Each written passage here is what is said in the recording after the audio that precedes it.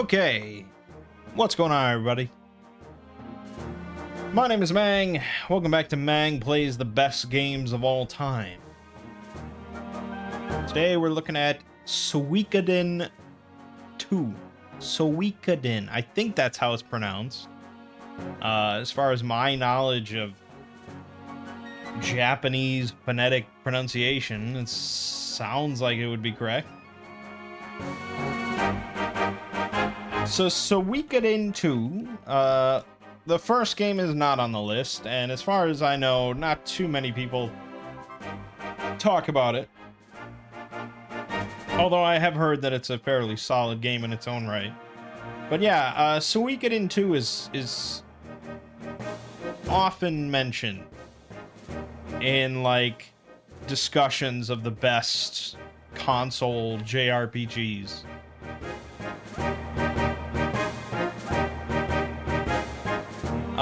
This is on PS1, of course, and I have played, gosh, I don't know how many hours I've played of this.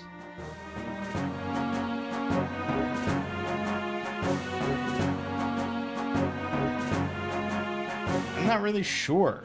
So here's the thing.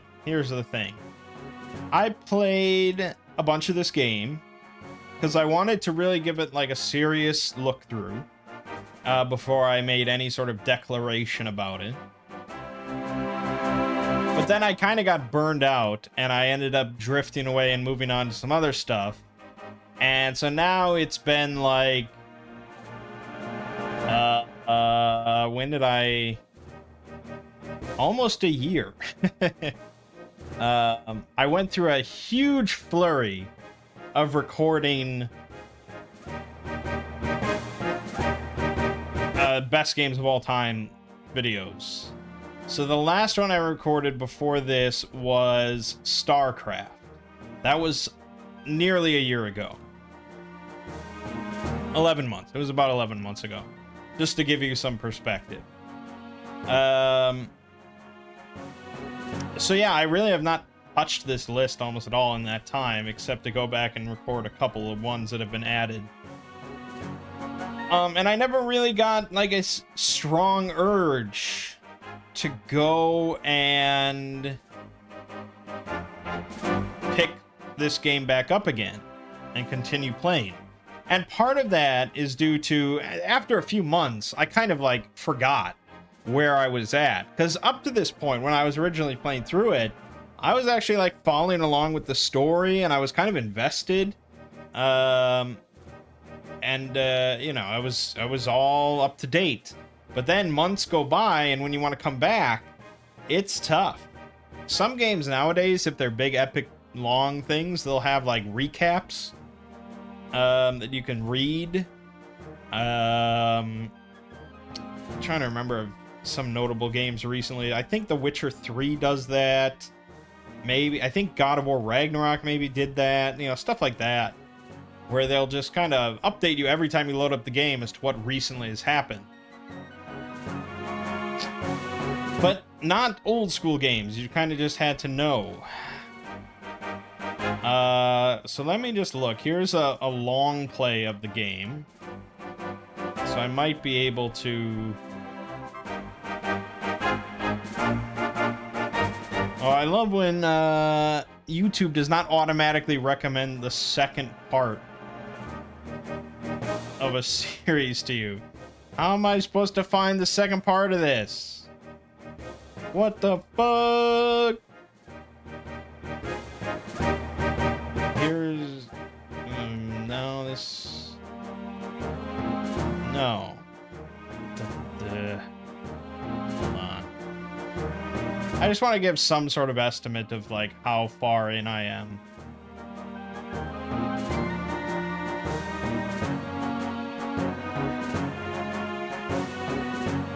Okay. I think... Yep, okay. This is right where I am. Alright, so I'm about 6 or so hours, 6.5 hours into the game. That's really not that lengthy. This long play on YouTube is around 36 hours, 37 hours, something like that. So I've kind of barely scratched the surface of the game, but it is pretty big. And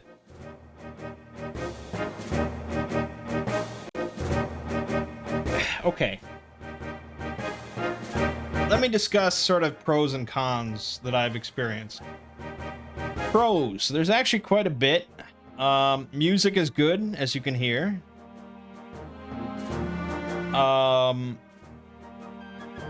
The story of what I have experienced is pretty good. And the dialogue and sort of the characters and stuff, the overall like tone of the game is really solid. It's not like, it's definitely not like, oh, we're the good guys and they're the evil guys and we're gonna win. There is a bit of that, but it's not like necessarily family friendly kind of stuff. The main villain of the game up to this point is a really fucking evil bastard, and you know, there was a scene where he's like just pillaging a village and like torching it, and I was surprised at like how kind of adult it was. I mean, they don't show him like raping anybody, but I think rape may have been implied or something like that. I can't even remember the scene. Probably if I combed through this long play, I'd find it. But it was, yeah, it was very like refreshing, I guess, like how sort of adult and sophisticated the dialogue was for one of these kind of old school JRPGs. And there is a lot of dialogue, and there is a lot of characters. One of the things with this game, and I guess other games in the series, is that there is just dozens upon dozens of characters. Yeah, I don't think I'm gonna find that one scene that I was thinking of. Probably not.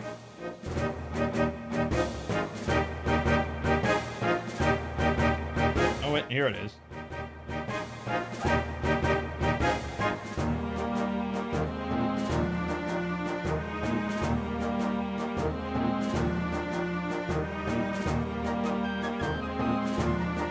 Okay, yes, so I'm not gonna bother showing it to you. You can play the game yourself if you're that interested.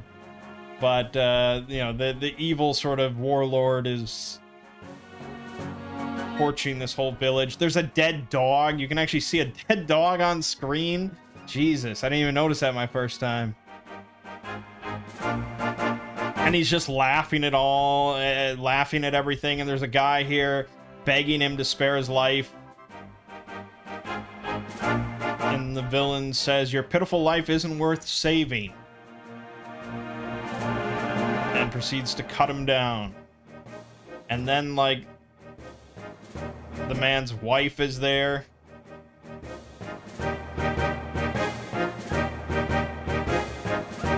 And he says, "You really want to live so badly?" She says, "I'll do anything."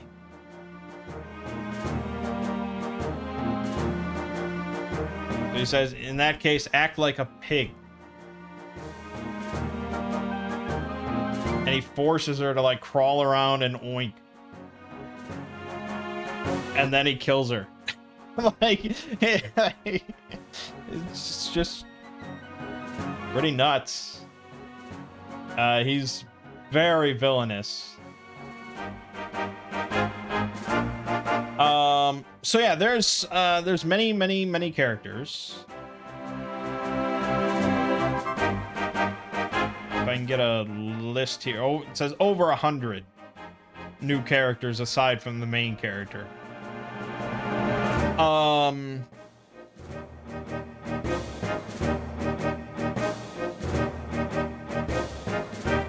108, I suppose. Which is a lot. And a lot of those I think are missable. Like, to recruit them. I followed a guide for my 6 hours, so I got them out. I got everybody that I could. But yeah, there was definitely ones that are like kind of secretive and things like that. But yeah, they're all different characters. They all have their own personalities. They all have their own abilities. And if we can go into a battle real quick. So the battling is fairly good for like old school turn-based JRPGs. You have a front line and a back line. And so the back line, if they have a melee weapon, they can't attack. But they can use special abilities. And so you can just do normal attacks, of course. But then you can also do unite abilities. These are special abilities that 2 or more can perform if they have a special unite attack. So, like, the main character and his sister, Nanami, they have a unite attack. And sometimes you'll find other characters, especially if you recruit them as a group or something like that, they'll have the special unite attack. So those are kind of cool. Those take up both actions. And then you have, well, you have items, of course. And you also have runes. Unfortunately, I don't have... Yeah, okay. So, I don't remember exactly how the rune abilities work. I think it's sort of Vancian-esque. So, the main character gets a special rune. It's like one of the 27 true runes or something like that. But there's all sorts of like fire runes, water runes, thunder runes, all that kind of stuff. And you can equip them into different slots. And they provide different abilities. So here I have Great Blessing, which heals all my allies. And I can use that, I guess it's 5 times before I have to rest or something like that. Yeah, okay, here's from the Wikipedia page. Characters have a certain number of spell usages per spell level. For instance, a character with 4 level 1 spell slots and a fire rune could cast flaming arrows 4 times. Some specialized runes or skill-based runes have different rules, such as unlimited use or single use per battle. So I guess that's what it is. I have 5 level 1 slots, 1 level 2 slot, I believe. So we can cast Shining Light 1 time.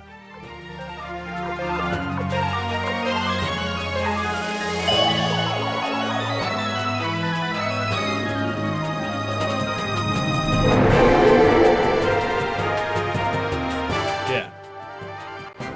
So I would say from like a character customization standpoint, party customization standpoint, and battle mechanics standpoint, I think it's better than a lot of like the more well-known or popular JRPGs of the time. I think it's better than Final Fantasy VII, for example. Definitely better than Final Fantasy VIII. A lot of that stuff. It's really not too shabby. And it's kind of fun to customize the party and customize their runes and things like that, and think about like, okay, which characters are in the front, which characters are in the back, especially with the whole rune system and how many uses per, you can't just like restore your MP all the time and blah, blah, blah, blah, blah. So the battle system overall is pretty good, but a lot of the time you are kind of just mashing and just attack, auto battle, things like that, which is sort of a problem with almost every JRPG, where the only interesting battles are boss battles. But, that's to be expected.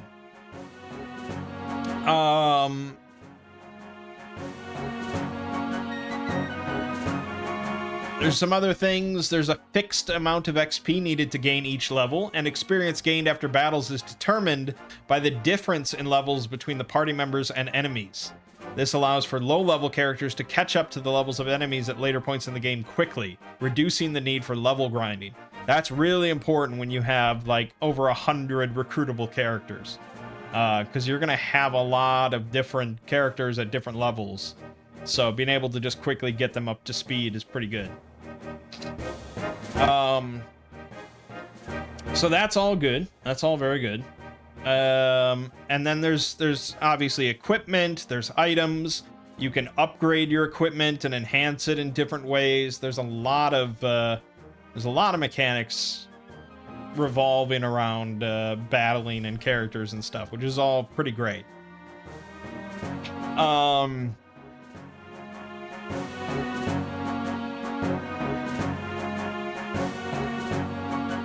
There's a couple other types of battles. So there's duels, which are basically kind of like rock, paper, scissors.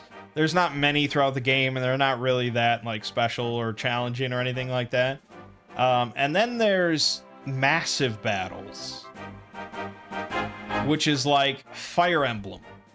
So there's like a whole Fire Emblem kind of game inside of this, which is really cool. I think I did one of them. And I guess to its discredit, I don't really remember it. But it was a long time ago and I only did one of them. But yeah, there's a lot to the game.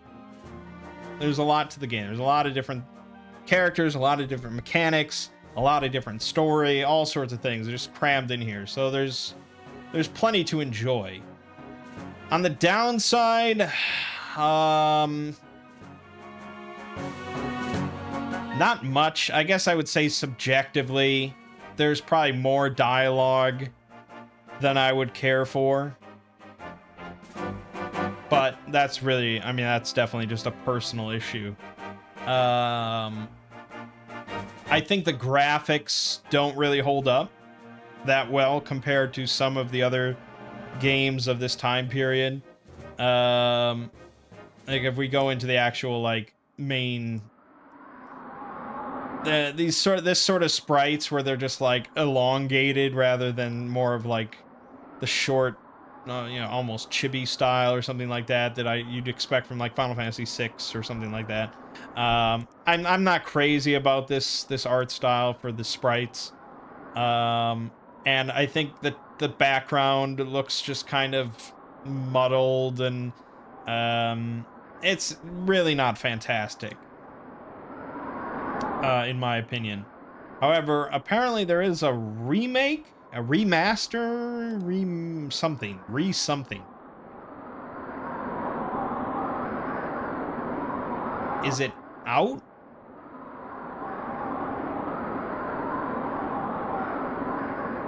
Apparently it's not out yet. It's coming out. Okay, let me just look real quick at the remaster.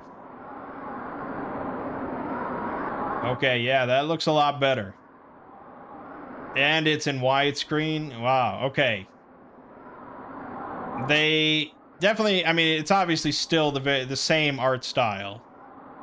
So that's not really like adjusted, but everything looks so much sharper.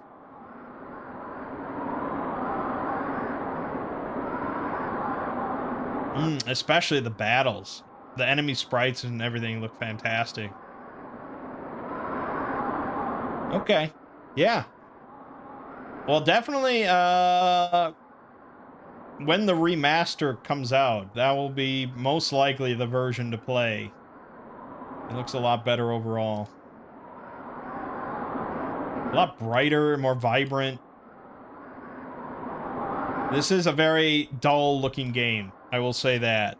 Which sort of, again, fits in with the tone. Because the tone of the game is not bright and cheery. It's pretty dark.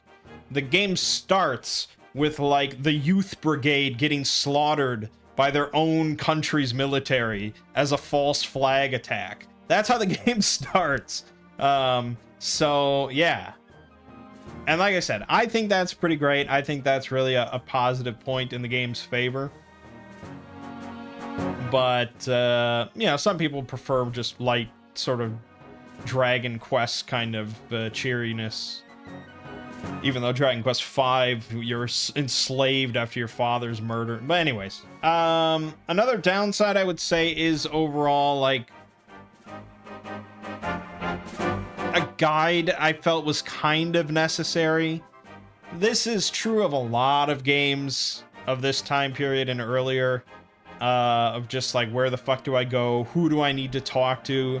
There's a lot of events that trigger only after you go into a certain building.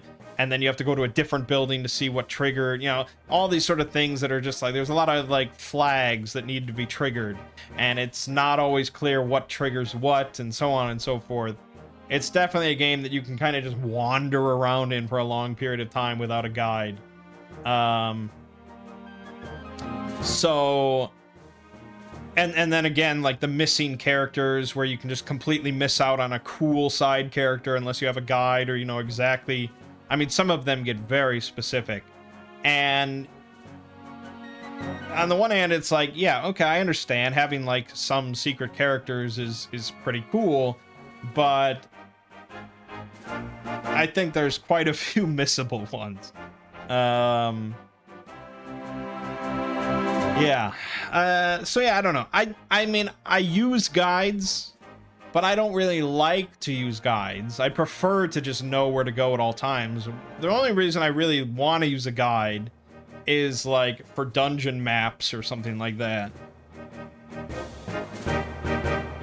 But yeah, this one, it's pretty big. It's pretty confusing sometimes. I don't even know if there's an overworld map. I don't think there is. So that's great. So right now I have no idea where I am on the continent, or or anything like that. And that's another thing that makes it very tricky to come back to. But overall, it's really a pretty damn solid JRPG. I can see why people regard it as one of the best console RPGs.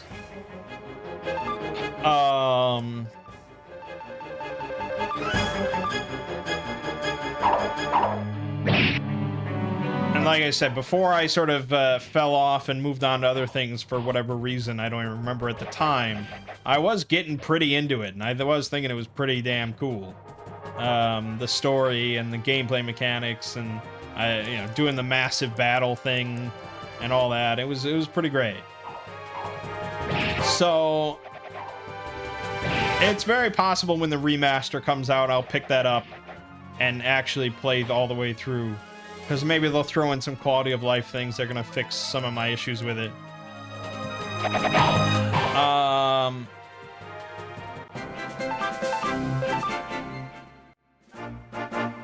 But I guess the question is, like, why is this not more popular? It is popular in like old school turn-based JRPG circles, but you know, why did the Suikoden series not go on to be like this massive thing like Final Fantasy or something like that? Apparently there was a fifth game that released in 2006, so they kept releasing them, although number 2 is the only one I really ever hear about. So I don't know if they're just not great or what. Obviously,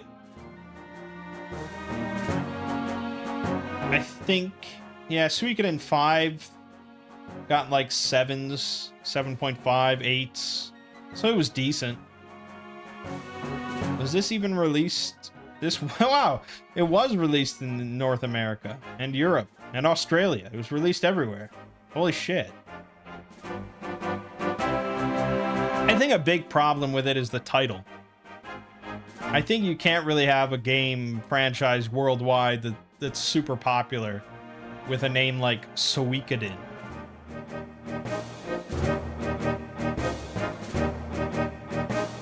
It means fantasy water margin? What the? Because they're loosely based on the classic Chinese novel Water Margin? Yeah, that was not a bright idea. Final Fantasy really just kind of works, you know? And apparently they're coming out with a spiritual successor to the Suikoden series, the same creators, this year, called Ayuden Chronicle 100 Heroes. Wow. Obviously, you know, 100 heroes, because they're going to have a whole bunch of heroes. But they again went with kind of a dumb name. I don't know.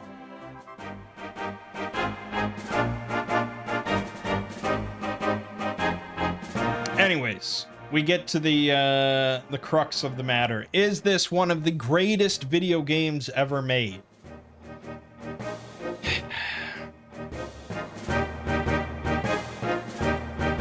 I can't say no. I cannot, I will not say that it's not one of the best games ever made. I hesitate to say that it is, though. So we're getting pretty close to a no vote. Part of that is due to the fact that I've only played 6 hours out of like 40 hours plus or whatever.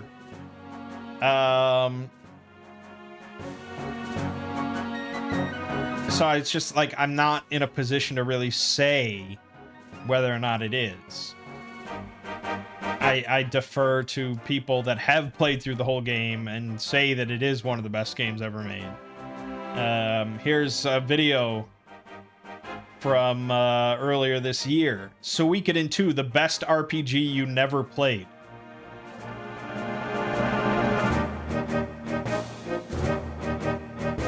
I think this discussion is going to pop up again when this remaster hits.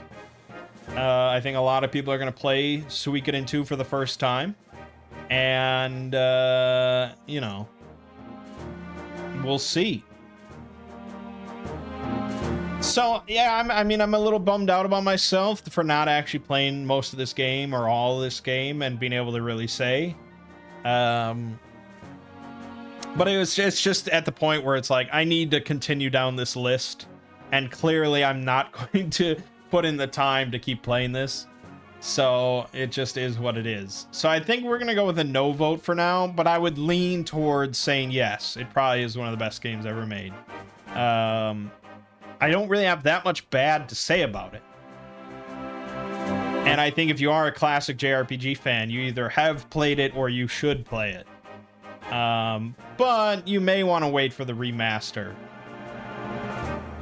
which is apparently being titled Suikoden 1 and 2 HD Remaster Gate, Rune, and Dunan Unification Wars.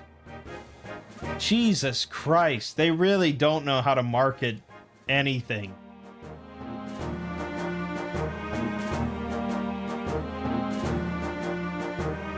I wonder if it's kind of a bummer to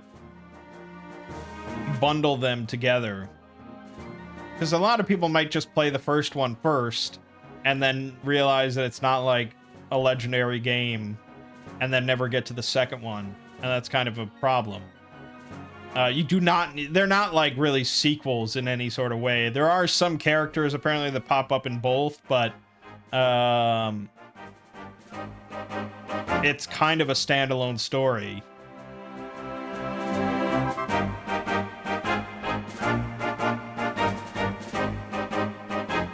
Yeah, I don't know. So this is how I'm ending it. I think it's good. I definitely think it's good.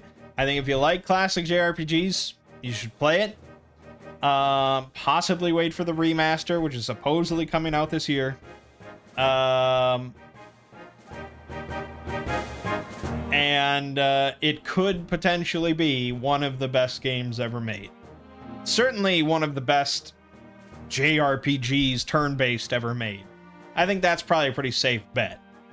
Within its own genre, it's pretty high tier. But within the whole scope of video gaming, that's a little harder to say. Will it really stand the test of all gaming time? I don't know. But there you have it. There you have it. I'm just looking at, like, the subreddit and stuff for Suikoden to see if there was any sort of update on when the remaster's coming out, but it doesn't sound like it.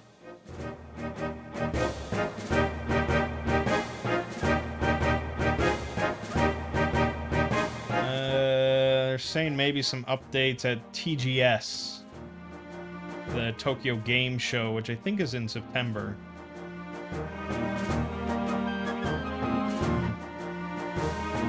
Anyways, that'll about do it.